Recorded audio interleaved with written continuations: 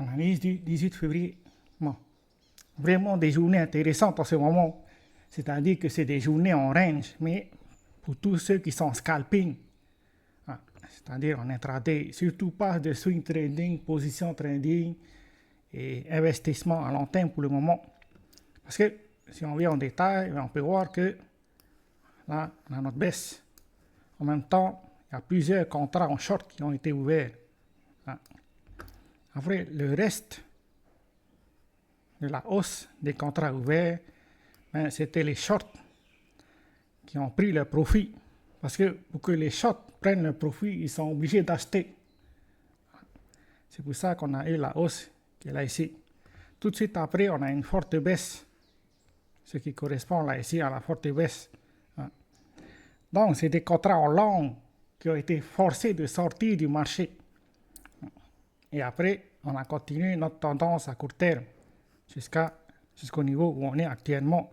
Mais comme on peut le voir, il y a une divergence. Donc, cette divergence, c'est que soit c'est les shorts qui prennent le profit, ou bien soit on a un début de squeeze. C'est pour ça que le marché en ce moment, c'est plutôt un marché de scalpers. C'est-à-dire qu'il faut prendre des positions et sortir rapidement. Maintenant, si on regarde en détail par rapport au prix, là ici, il y a notre MSB. À ce niveau-là. On va le marquer, on va le mettre en mauve, en bleu plutôt. Ça, c'est notre MSB. Tant qu'on ne casse pas ce niveau-là, la structure reste baissière. Là, en orange, c'est les liquidités qu'on a marquées précédemment.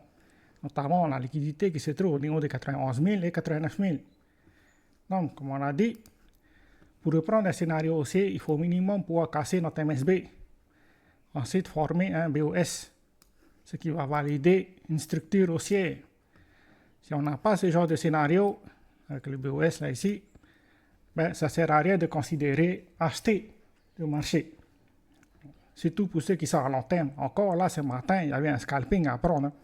Parce que si on descend, par exemple, en 3 minutes, on peut voir qu'il y avait des positions à prendre, notamment là ici, ou bien même là ici, et sortir de ce niveau-là.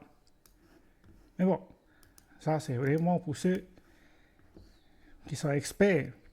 Après, comme on l'a vu, on garde une tendance baissière. On a cassé la structure précédente à ce niveau-là. On a fait un nouveau point bas.